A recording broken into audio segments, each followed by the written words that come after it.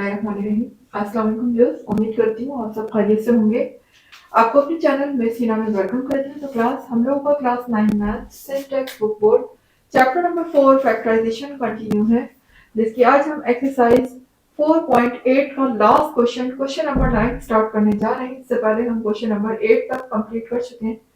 जिन लोगों ने नहीं कंप्लीट किए हैं वो मेरे चैनल की प्लेलिस्ट से देखकर कंप्लीट कर सकते हैं, और उस प्लेलिस्ट का लिंक भी आपके डिस्क्रिप्शन में मौजूद है, वहां से भी क्लिक करके आप देख सकते हैं।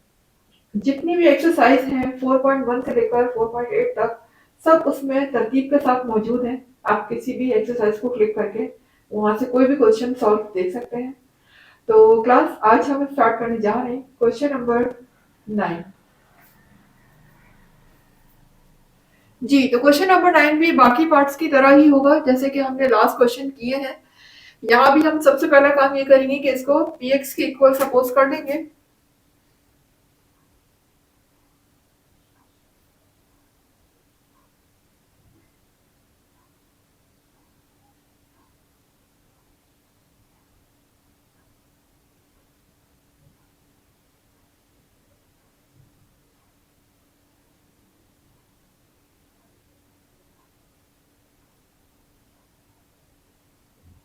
जी, तो क्लास अब हमें सबसे पहले तो फैक्टर मालूम करने हैं किसके 48 के। जो हमारा लास्ट नंबर होता है सबसे पहले हम उसके फैक्टर फाइंड करते हैं ताकि हमें वो फैक्टर मिल सके जिसको वैल्यू को हम x की प्लेस में पुट करने के बाद रिमाइंडर 0 ला सकें। ठीक है ना। तो वो फैक्टर मालूम करने के लिए हमें क्या करना होगा, हमें वो नंबर्स तलाश करने होंगे जिनके टेबल में 48 आता हो। ठीक है ना। तो लिख लेते हैं यहाँ पर फैक्टर्स ऑफ 48। ठीक है, फैक्टर्स ऑफ 48 मालूम कर लेते हैं। तो इसके लिए देख लेते हैं। देखिए 48 किस किस टेबल में आ सकता है। 1 का टेबल तो मस्ट है, उसमें तो लाजमी सी बातें आएगा। अब वो चाहे +1 हो या -1 हो, दोनों टेबल में 48 तो लाजमी आएगा। तो +1 -1 हमारा एक फैक्टर हो गया। इसके अलावा देखिए लास्ट नंबर इसका इवन है, और जिस नंबर का भी लास्ट नंबर इवन हो वो लाजमी 2 के टेबल में तो आता है। तो 2 के टेबल में भी आएगा 48।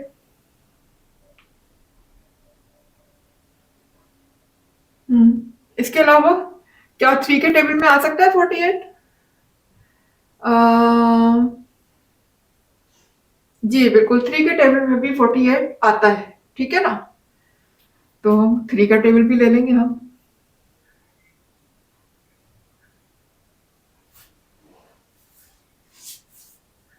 इसके अलावा 4 के टेबल में भी आता है 48।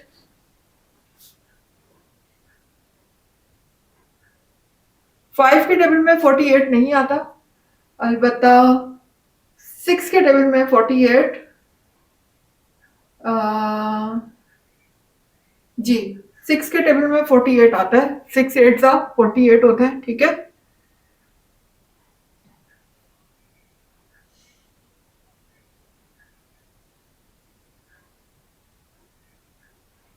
इसके अलावा 7 के टेबल में 48 नहीं आता।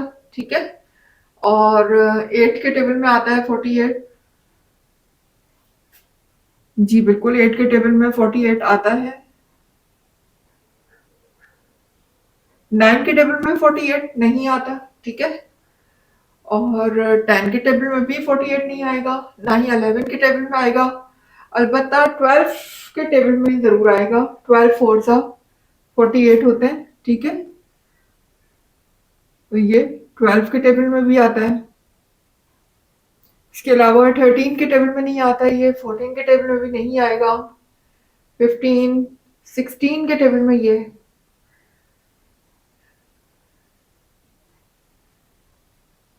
हाँ 16 के टेबल में आएगा ये।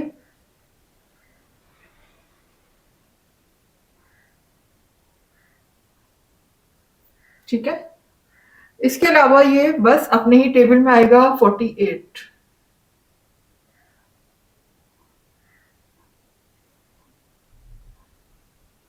ठीक है।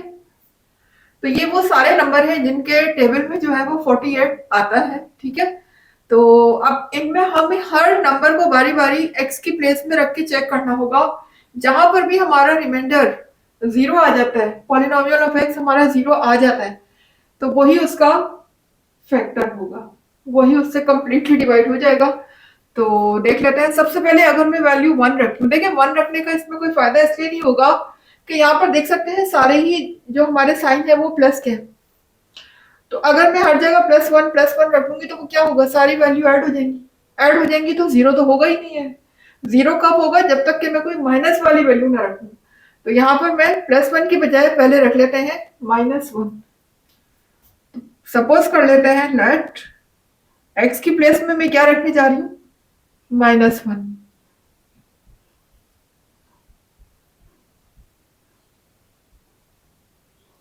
अब देखिए जहां जहां एक्स है वहां मैं क्या रख रही हूँ, माइनस वन।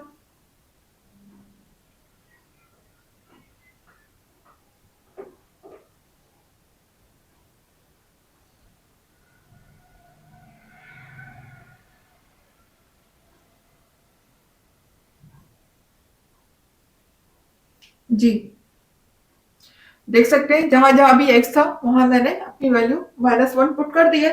अब देखिए आपको पता है कि माइनस वन का क्यों माइनस वन ही होगा, क्योंकि पावर ऑड है, और ऑड पावर माइनस साइन को कभी भी प्लस नहीं करती है, वो माइनस ही रहेगा। तो ये माइनस वन हो जाएगा और ये इसको कर देगा प्लस। ठीक है, क्योंकि बाहर बाहर बाहर जो पावर है वो इवन है, और इवन पावर हमेशा माइनस साइन को क्या कन्वर्ट कर देती है, प्लस में कन्वर्ट कर देती है। तो 12 वन जा 12 हो जाएगा। और यहाँ देखें प्लस माइनस माइनस, 44 को अगर वन से मल्टीप्लाई करती हूँ तो 44 हो जाएगा प्लस 48।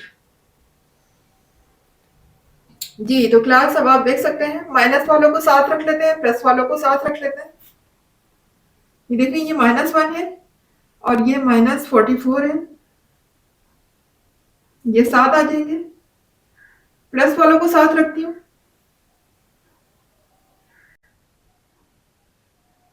देखिए अगर मैं इन दोनों को प्लस करती हूँ क्योंकि दोनों के साथ साइन माइनस का है तो माइनस 45 होगा। जबकि अगर मैं इन दोनों को प्लस करती हूँ तो देखिए ये तो बहुत ज्यादा हो जाएगा, यही 48 है। जब मैं इसमें मजीद 12 ऐड करूंगी तो ये 45 माइनस का और प्लस की वैल्यू उससे कहीं ज्यादा होगी, तो यानी किसी भी सूरत दोनों आपस में कैंसिल नहीं हो सकेंगे और जीरो आंसर नहीं आएगा। और हमें हर हाल में ऐसा फैक्टर तलाश करना है, ऐसी वैल्यू पुट करनी है एक्स की प्लेस में जो लाजमी सी बात है ये रिमाइंडर जो है हमारा जीरो आए। तो माइनस वन रखने से जीरो नहीं आ रहा है, हम इसकी नेक्स्ट वैल्यू को ट्राई करके देखते हैं। जी तो क्लास अब हम इसकी नेक्स्ट वैल्यू देख लेते हैं। तो नेक्स्ट वैल्यू हमारी देखें टू है। अगर हम हर वैल्यू में एक्स की जगह पर टू रखते हैं तो देखिए टू जो है प्लस का है, जाहिर है जो भी नंबर प्लस का हम रखते हैं वो प्लस कभी भी माइनस में कन्वर्ट नहीं हो सकता। हाँ माइनस माइनस प्लस जरूर हो जाते हैं लेकिन प्लस कभी भी माइनस नहीं होता है। ठीक है, तो जब प्लस माइनस ही नहीं होगा तो कोई भी कैंसिल नहीं हो सकेगा, सब पे सब प्लस हो जाएंगे। प्लस तो हमें करना नहीं है, हमें तो इसमें लाजमी कैंसिल करना है और अपने आंसर को जीरो लेकर आना है। ठीक है, रिमाइंडर हमारा हर सूरत जीरो आना चाहिए। तो ऐसी सूरत में मैं प्लस टू नहीं बल्कि मैं क्या रखती हूँ, माइनस टू। तो हम पुट कर लेंगे एक्स की प्लेस में, जहां जहां एक्स है वहां पर माइनस टू पुट कर लेते हैं। यहाँ पर इंडिकेट कर देते हैं कि यहाँ पर मैं एक्स की वैल्यू माइनस टू रखने जा रही हूँ। तो देखिए जहां जहां मेरा एक्स है वहां मैं क्या रखूंगी, माइनस टू।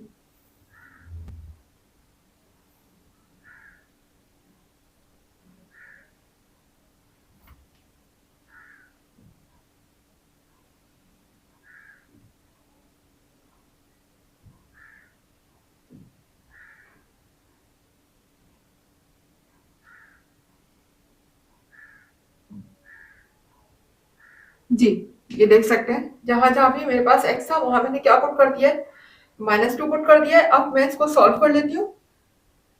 तो क्लास देखिए यहाँ पर टू के ऊपर पावर क्यूब लगी हुई है। ठीक है, जब हम टू को थ्री टाइम मल्टीप्लाई करते हैं तो टू टू ज़ा फोर एंड फोर टू ज़ा एट, यानी टू को थ्री टाइम मल्टीप्लाई करने पर हमारा आंसर आता है एट।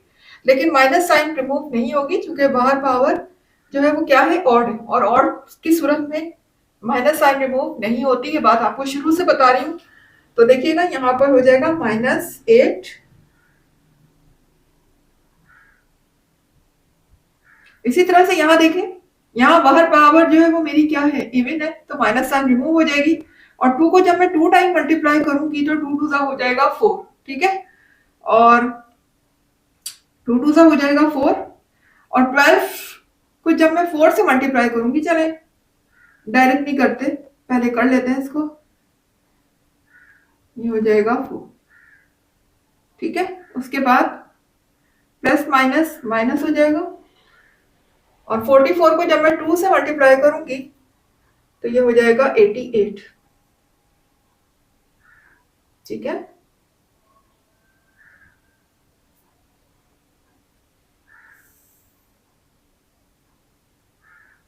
यहां देखिएगा -8 है, प्लस ये हो जाएगा 12 4 जा 48 हो जाएगा, ठीक है, -88 और प्लस 48, ठीक है क्लास। अब हम प्लस वालों को प्लस कर लेते हैं और माइनस वालों को माइनस कर लेते हैं। जी तो क्लास अब हम देखें, अगर मैं 48 में 48 को प्लस करती हूँ तो मेरा क्या आंसर आएगा, जब 48 में 48 प्लस होगा,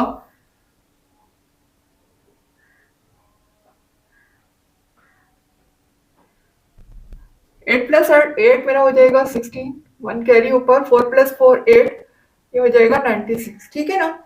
यानी प्लस और प्लस इन दोनों को जब मैं प्लस करती हूँ 48 प्लस 48 तो मेरा आता है 96, और ये दोनों जो माइनस हैं, जब मैं इसमें इन दोनों को प्लस करती हूँ, माइनस वाली वैल्यू को साइन तो माइनस का रहेगा, ऐड हो जाएंगे लेकिन साइन माइनस का रहेगा।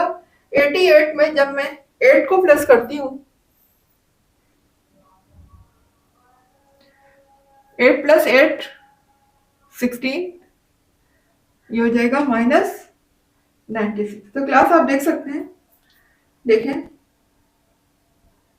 ये मेरा +96 और ये -96 दोनों क्या हो जाएंगे, कैंसिल हो जाएंगे, और मेरा रिमाइंडर क्या आ जाएगा, 0 आ जाएगा। तो यानी कि ये -2 वो फैक्टर है जो कि रखने पर रिमाइंडर हमारे क्या आ रहे हैं, 0 आ रहे हैं। तो हम ये कह सकते हैं, अब इसका फैक्टर हम कैसे बना सकते हैं, देखिए ये क्या है, ये तो मल्टीप्लायर है ना, जो हमने x की वैल्यू रखी है, दिस इज अ मल्टीप्लायर, इसको हम क्या कह सकते हैं, मल्टीप्लायर,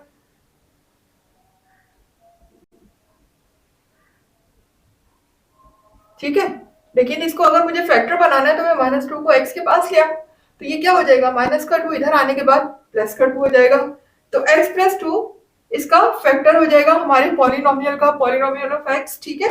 तो हम ये कह सकते हैं हेंस x + 2, जब ये 2 इधर आएगा ना तो ये प्लस का हो जाएगा, तो x + 2 हम कह सकते हैं कि it's a factor of this polynomial, is a factor of polynomial of x, जिस वैल्यू को हमने पॉलिनोमियल ऑफ x सपोज किया था, ये इसका फैक्टर है x + 2, ठीक है।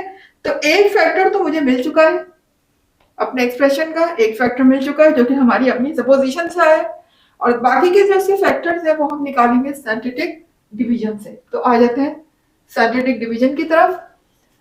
तो क्लास सिंथेटिक डिवीजन में हम यहाँ पर क्या लेते हैं, सारे कोफिशिएंट ऑफ x लेते हैं, यहाँ पर वेरिएबल कोई नहीं आएगा, क्या आएंगे, सिर्फ कोफिशिएंट आएंगे, और इसके अलावा कांस्टेंट। तो लगा लेते हैं, देखिए इसका कोफिशिएंट क्या है, 1 है, इसका कोफिशिएंट 12 है, इसका कोफिशिएंट 44 है, जबकि लास्ट मेरा क्या है 48। और यहाँ पर हम क्या रखते हैं, यहाँ पर हम अपना रखते हैं मल्टीप्लायर, और मल्टीप्लायर क्या था मेरा, जो मैंने x की वैल्यू रखी थी और जिसकी बेस पर हमारा रिमाइंडर 0 आया था, that is called the multiplier. ये हमारा मल्टीप्लायर है -2, इसको मैं यहाँ पर रखूंगी। जी तो क्लास अब मुझे देखिए फर्स्ट वैल्यू तो मैं एज इट इज कॉपी कर दूंगी, इसको तो कुछ भी करने की जरूरत नहीं है। अब ये -2 जब 1 से मल्टीप्लाई होगा तो ये हो जाएगा 2 1 2 और माइनस प्लस माइनस, यहाँ पर अब इसके नीचे क्या आ जाएगा, -2। जी तो अब 12 प्लस का है जबकि 2 माइनस का है, तो हमें क्या करना है, हमें 12 में से 2 को माइनस करना है, तो मेरा क्या बचेगा, 10 बचेगा, और प्लस में से बचेगा तो इसके साथ प्लस का साइन आएगा, ठीक है। ओके अब -2 को मुझे मल्टीप्लाई किससे करना है, 10 से, तो 2 10 से कितना होता है 20, और माइनस प्लस माइनस, ये इसके नीचे आ जाएगा -20। जी तो क्लास अब मुझे इसमें से इसको माइनस करना है क्योंकि ये प्लस का है ये माइनस का है, अपोजिट साइन है तो सब्ट्रैक्शन होगी। 4 में से 0 गया, 4 बचा। अच्छा 4 में से 2 गया, 2 बचा। प्लस का साइन आएगा क्योंकि ग्रेटर नंबर के साथ प्लस साइन है। अब देखें जब मैं 2 को 24 से मल्टीप्लाई करती हूं तो मेरा आता है 48, ठीक है। अब माइनस प्लस माइनस, तो क्लास ये देखें यहां पर ये 48 प्लस का है, ये माइनस का है, ये क्या हो जाएंगे दोनों एक दूसरे से कैंसिल हो जाएंगे और मेरा रिमाइंडर यहां पर क्या आ जाएगा 0। That is our reminder. और आपको पता है कि ये हमारा लाजमी 0 आना चाहिए। अगर मैंने कहा है कि x+2 इसका फैक्टर है तो साइंटिफिक डिवीजन के थ्रू हमारा ये लाजमी सी बात है कि 0 आएगा, क्योंकि रिमाइंडर 0 है तभी वो उसका फैक्टर है। अगर रिमाइंडर 0 नहीं आता तो इसका मतलब है कि वो उसका फैक्टर ही नहीं है। जी तो क्लास अब हमें बाकी के फैक्टर मालूम करने हैं। तो पॉलिनोमियल ऑफ x का एक फैक्टर तो हम निकाल चुके हैं जो कि है x+2। ये देख सकते हैं ये x+2 आ रहा है एक फैक्टर, और बाकी के फैक्टर हम यहां से लेंगे। तो उसके लिए सबसे पहले तो हमें यहाँ पर वेरिएबल चाहिए, और आपको पता है कि वेरिएबल हम कैसे लेते हैं, सेम कोशेंट वाले तरीके से लेंगे जैसे हम कोशेंट बनाते। अगर यहाँ पर स्टार्ट हो रहा है हमारा एक्सप्रेशन x³ से तो हम एक पावर को क्या कर देंगे डाउन कर देंगे, यानी हम x² से स्टार्ट करेंगे।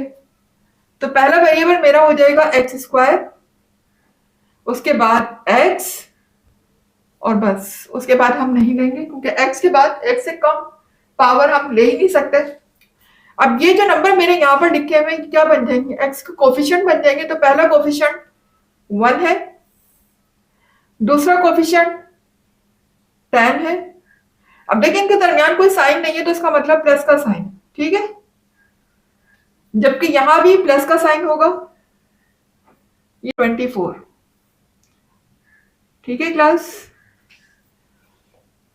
तो क्लास अब देख सकते हैं स्टार्ट में 1 हम नहीं लगाते, ये बात पता है आपको, तो यहां से 1 को रिमूव कर देते हैं।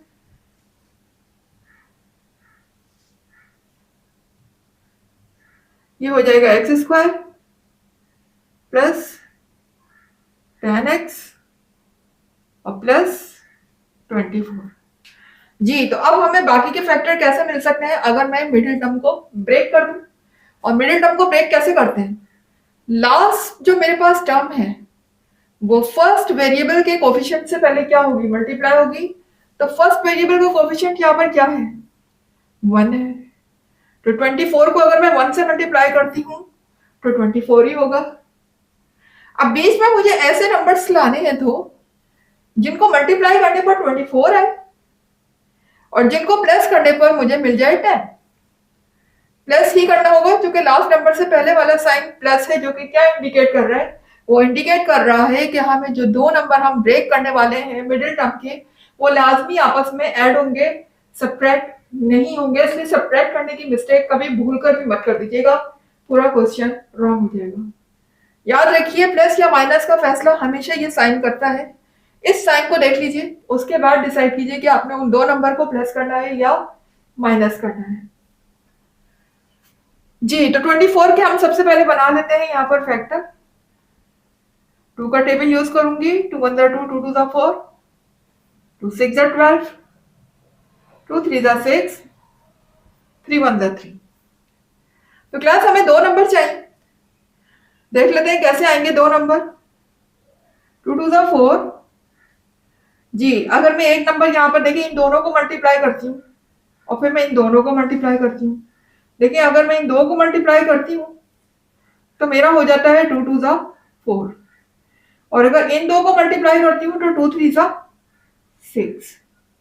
तो देख सकते हैं मेरे पास एक नंबर 6 आ रहा है, दूसरा नंबर 4 आ रहा है, और अगर मैं 6 और 4 को प्लस करती हूँ तो मेरा 10 आ जाएगा, और अगर मैं 6 को 4 से मल्टीप्लाई करती हूँ तो 24 आ जाएगा। यानी मेरी दोनों ही कंडीशन क्या हो रही है पूरी हो रही है, 24 भी आ रहा है और प्लस करने पर मुझे 10 भी मिल रहा है। इस तरीके से जब आप एलसीएम लेते हैं तो इजीली सारे नंबर आपके सामने होते हैं, आपने बस उनको आपस में मल्टीप्लाई करके वहीं से 2 नंबर डिसाइड करने होते हैं कि हमें कौन से नंबर लेने हैं जिनको ब्रेक करने पर हमारा मिडिल टर्म आ जाए।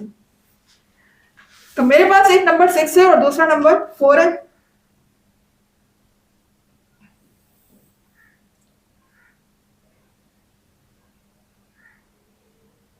तो ले लेते हैं। देखिए प्लस में हम कोई भी नंबर आगे पीछे ले सकते हैं, चाहे तो आप स्मॉल नंबर पहले ले लें, चाहे ग्रेटर नंबर पहले ले लें, लेकिन ज्यादा बेटर ये है कि पहले ग्रेटर नंबर लिया करें, क्योंकि अगर आपको स्मॉल नंबर पहले लिखने की आदत पड़ जाएगी तो आप माइनस में भी फिर ऐसा ही करेंगे जहां माइनस करना होगा, और माइनस नंबर में कभी भी स्मॉल नंबर पहले नहीं लेते, हमेशा पहले ग्रेटर नंबर लेते हैं, ठीक है ना। तो लिहाजा अपनी आदत को वही रखिए, ग्रेटर नंबर को ही पहले रखिए, ताकि माइनस में भी आपकी वही आदत बनी रहे, ठीक है। तो एक्स स्क्वायर पहले आ जाएगा 6 और फिर आ जाएगा 4, ठीक है। और दोनों के साथ देखिए मिडिल टर्म में क्या लगा हुआ है, एक्स लगा हुआ है, तो मैं एक्स लगा देती हूँ, प्लस 24, ठीक है। अब उसके बाद हमें क्या करना है, दो दो करके कॉमन ले लेते हैं हम।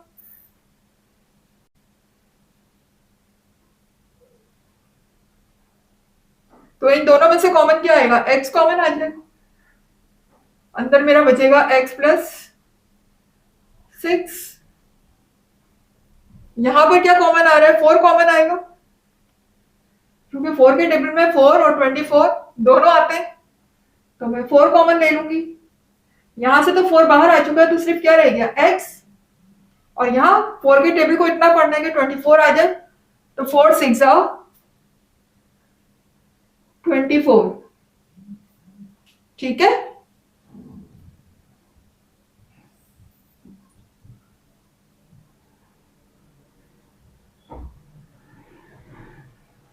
जी, तो क्लास देख सकते हैं कि x प्लस 6 यहाँ भी है, x प्लस 6 यहाँ भी है, यानी मैं अगेन कॉमन ले सकती हूँ x प्लस 6, दोनों जगह ब्रैकेट कॉमन आ रही है, तो मैंने x प्लस 6 को कॉमन ले लिया।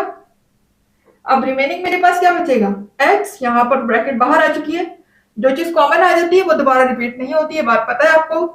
यहाँ मेरा बचेगा x, और चूंकि यहां से भी ब्रैकेट कॉमन आ चुकी है x प्लस 6, तो यहाँ बचेगा 4, ठीक है।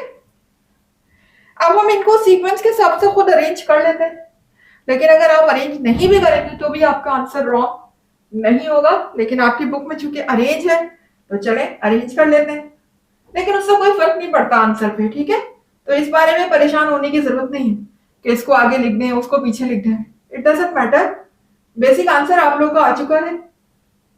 x प्लस 2 के बाद मैं x प्लस 4 लिख लेती हूँ,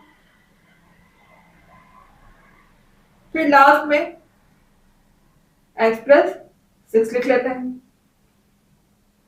तो ये हमारे इस पॉलिनोमियल के क्या आ चुके हैं, तमाम के तमाम फैक्टर आ चुके हैं, और यही हमसे पूछा गया था, ठीक है। That is over answer. तो क्लास यहाँ पर मेरा क्वेश्चन नंबर 9 हुआ कंप्लीट। उम्मीद है कि आपको समझ आ गया होगा सिंथेटिक डिवीजन से हम लोग कैसे फैक्टर फाइंड करते हैं और सपोजिशन से कैसे फैक्टर फाइंड करते हैं, ये तमाम चीजें आपको बहुत अच्छी तरीके से सिखाई गई। उम्मीद है कि इसका कॉन्सेप्ट आपको क्लियर हो गया होगा। अब आपने करनी है प्रैक्टिस, बहुत ज्यादा प्रैक्टिस करनी है, वीडियोस को बार बार देखें, नहीं समझ आता दोबारा दोबारा देखें, और फिर भी नहीं आता तो मुझे कमेंट बॉक्स में कमेंट जरूर करें, जहां से समझ नहीं आएगा इंशाल्लाह आपकी हेल्प करने की पूरी कोशिश करूंगी। और क्लास मुझे दीजिएगा इजाजत, आज हमारा ये चैप्टर भी कंप्लीट हुआ, चैप्टर नंबर 4 फैक्टराइजेशन। इंशाल्लाह इसकी रिव्यू क्लास बहुत जल्दी स्टार्ट करेंगे, तब तक के लिए मुझे इजाजत दीजिएगा। बस जाने से पहले एक ही बात, वीडियो पसंद आई, कॉन्सेप्ट क्लियर हुए, नॉलेज में इजाफा हुआ, तो वीडियो को लाइक कीजिए, चैनल को सब्सक्राइब करके बेल आइकन को हिट कीजिए, ऑल पे क्लिक करेंगे तो हर नई आने वाली वीडियो का नोटिफिकेशन आपको टाइम पे देखने को मिलेगा। इसके अलावा जितना हो सके वीडियो को शेयर किया करें, इससे होता क्या है कि आपके साथ साथ दूसरों के नॉलेज में भी इजाफा होता है। और मुझे दीजिएगा इजाजत, अल्लाह हाफिज।